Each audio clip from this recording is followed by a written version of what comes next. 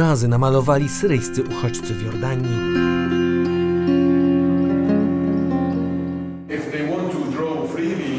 Jeżeli mogą malować swobodnie, to wszystko jest w barwach ciemnych. Zmuszają się do malowania jasnymi kolorami. Zanim doda żółć do swojego obrazu, najpierw zastanowi się i świadomie podejmie taką decyzję. Chcą pokazać, że mamy nadzieję.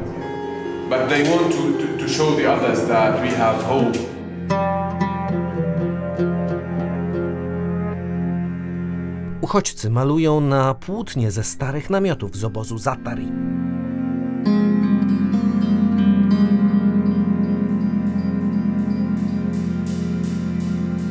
Jesteśmy w Zatari, w północnej Jordanii, zaledwie 10 km od granicy z Syrią. To jeden z największych obozów uchodźców na świecie. Żyje tu około 80 000 ludzi. Zatari powstał w 2012 roku, na początku wojny domowej. Teraz to niemal miasto prowizoryczne. تفضلوا اهلا وسهلا شرف تفضل. Proszę, proszę. To jest nasz salon. Yusuf Harb był pracownikiem socjalnym we wschodniej Gucie pod Damaszkiem. Na początku wojny próbował mediować między rebeliantami a wojskiem. Wszystkim się naraził. Uciekł z żoną i 5 dzieci, gdy jedni i drudzy zaczęli mu grozić.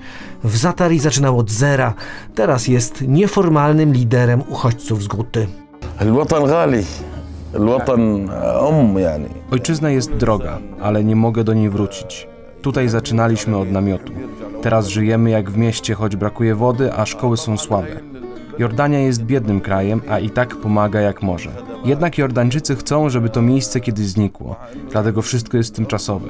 Nie ma samochodów, nie wolno stawiać murowanych budynków.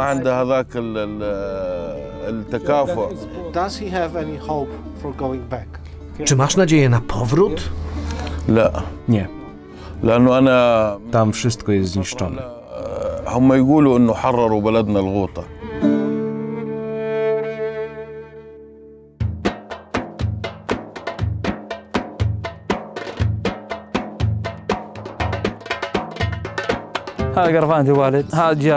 Tu wszędzie są kontenery mieszkalne, w których żyją uchodźcy z Syrii. Każdy ma zbiornik na wodę.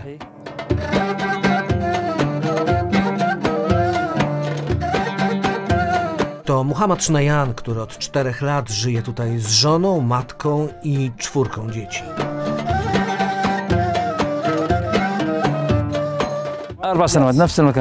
Najpierw mieszkaliśmy w namiocie, a później dostaliśmy kontener. Teraz doprowadzono tu nawet kanalizację.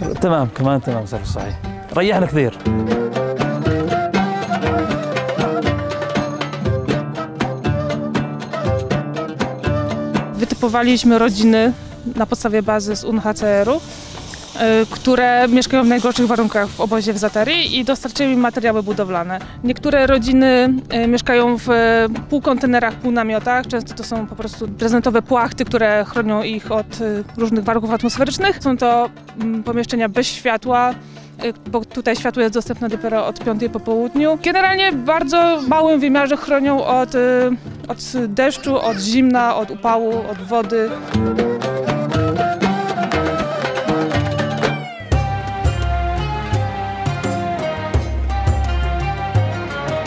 Po drugiej stronie tzw. Champs-Élysées, głównej ulicy handlowej Zatari, mieszka Fadia El-Jamas.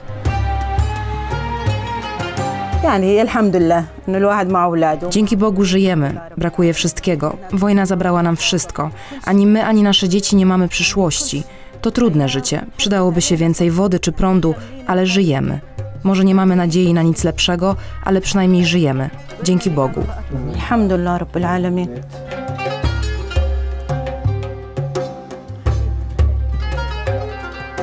Fadia mimo wszystko stara się żyć normalnie. Ma malutki ogródek na kawałku pustyni przed swoim kontenerem.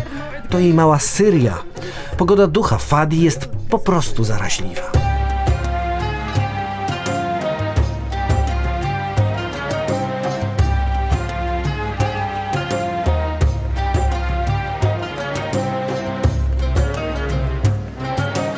Tutaj na jordańskiej pustyni rozgrywał się dramat Czarnego Września. To jeden z najbardziej znanych rozdziałów historii palestyńskiego terroryzmu.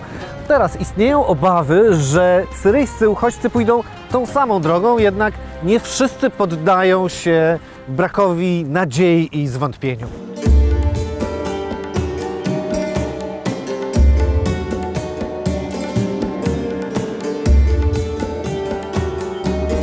To Zarqa, drugie miasto Jordanii i wielki obóz uchodźców palestyńskich, powstał 70 lat temu. Stąd pochodzi wielu terrorystów z Al-Kaidy i ISIS. Dziennikarze nie są mile widziani na ulicach, dlatego palestyński stolarz Mahmoud zaprosił nas do domu.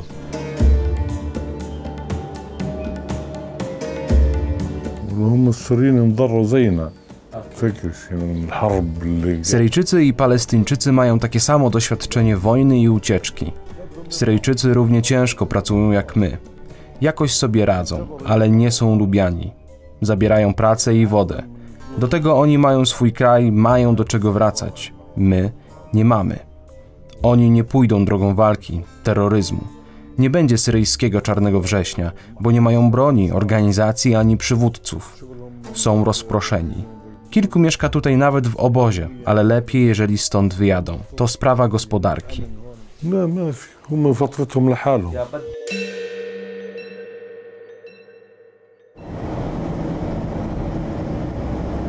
Wracamy do Ammanu, stolicy Jordanii. Ten kraj przyjął około 1 miliona uchodźców. Zdecydowana większość Syryjczyków żyje w miastach, a nie w obozie Zatari. Radzą sobie jak mogą. Tę kamienicę wynajął bogaty Saudyjczyk. Bezpłatnie udostępnia mieszkania matkom z dziećmi. Żyje tu 15 rodzin, około 85 osób, głównie wdowy i sieroty.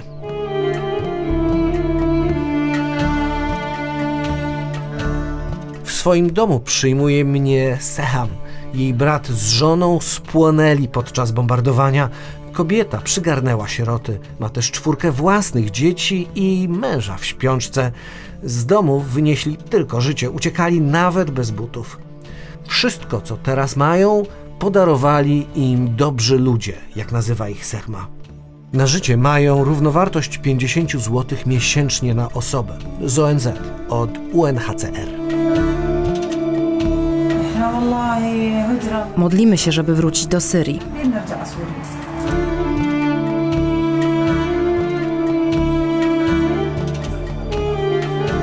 Na schodach czeka Rada. Jej męża zabiła bomba, ma 3 synów. Początkowo trafili pod opiekę brata męża w obozie Zatari. Uciekła, bo szwagier bił i znęcał się nad dziećmi. Rada z synami żyją za 200 zł miesięcznie. To dokumenty wydane przez UNHCR i świadectwo zgonu męża. Jedyną nadzieję dla siebie i swoich synów widzi w wyjeździe z Jordanii. Liczy, że znajdzie się kraj, który ich przygarnie.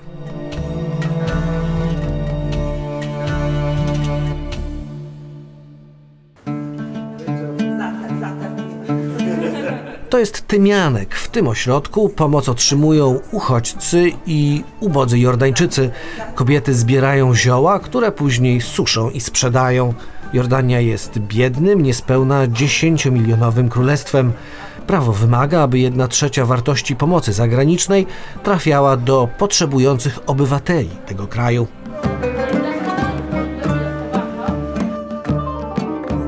Dr Fatima prowadzi kurs dla Jordańczyków i Syryjczyków, którzy później będą uczyć planowania rodziny i zdrowego, oszczędnego życia, czyli czym zastąpić drogie mięso. Jordańska rodzina ma średnio 2-3 dzieci, u Syryjczyków wielodzietność jest normą. Ośrodek wspierany przez polską misję medyczną leczy za darmo wszystkich, niezależnie od kraju pochodzenia.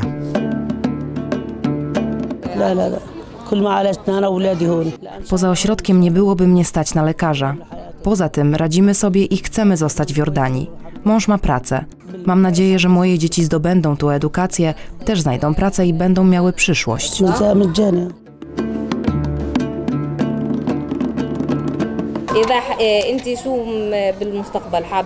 Chciałabym wrócić do Syrii, ale jak już będzie bezpiecznie. Mój najstarszy syn ma 16 lat. Marzę, żeby został lekarzem. Teraz siedzi w domu i boję się, żeby nie zaczął brać narkotyków. Mąż zabiera go ze sobą do pracy, żeby nie przychodziły mu do głowy głupoty. Chciałabym, żeby mój syn wrócił do szkoły, ale mu się nie chce.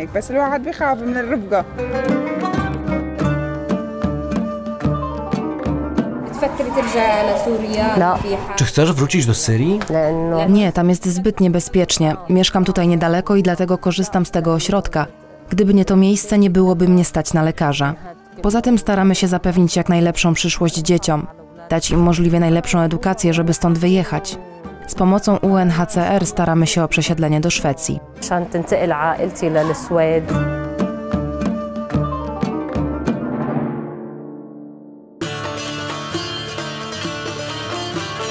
Samar zawsze miała zdolności do ręcznych robótek. Dzięki organizacji Suriyat Cross Borders, założonej przez Syryjki żyjącej na zachodzie, może to wykorzystać. Wojna zmieniła funkcjonowanie rodzin. Kobiety pracują, jeżeli tylko mogą.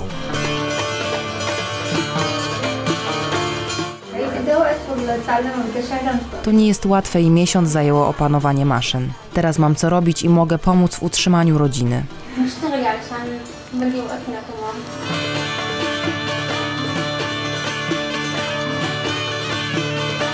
To tak zwany bazar złodziei w Ammanie, ulubione miejsce paserów. Tu można kupić i sprzedać wszystko. Wśród sprzedawców i kupujących tanie, używane rzeczy biedni Jordańczycy mieszają się z Syryjczykami. Pracuje tu wiele dzieci. Imad w Syrii był sklepikarzem. Takie samo życie buduje w Jordanii, od zera. Jakoś sobie radzimy. Na życie wystarcza. Władze nie przeszkadzają. Sąsiedzi przychodzą i robią zakupy. Pomagają nam jak tylko mogą.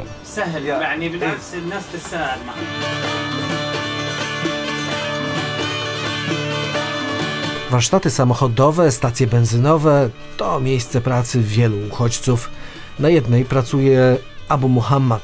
Zarabia około $500 miesięcznie. To 1/3 mniej od Jordańczyków.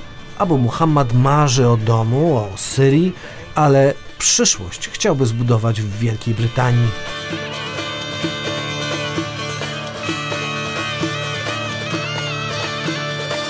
Na budowach zawsze potrzebna jest tania siła robocza. Inwestorzy często są z zagranicy, inżynierowie to Jordańczycy, a robotnicy mogą być Egipcjanie, Irakijczycy, Palestyńczycy i oczywiście Syryjczycy. Pracują ciężko i zniosą bardzo wiele. Akurat tutaj wykonawca podkreśla, że nie obcina dniówek za kraj pochodzenia. Zależy mu na jakości.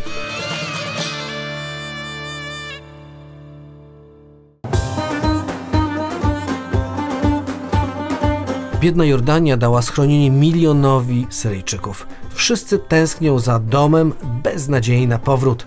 Część chce zostać na miejscu, inni marzą o zachodzie.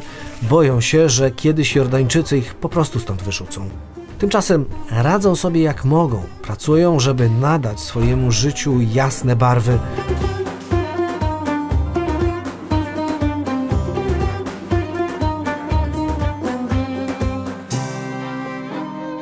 To mała Zejna. Dla niej kolor żółty jest po prostu naturalny.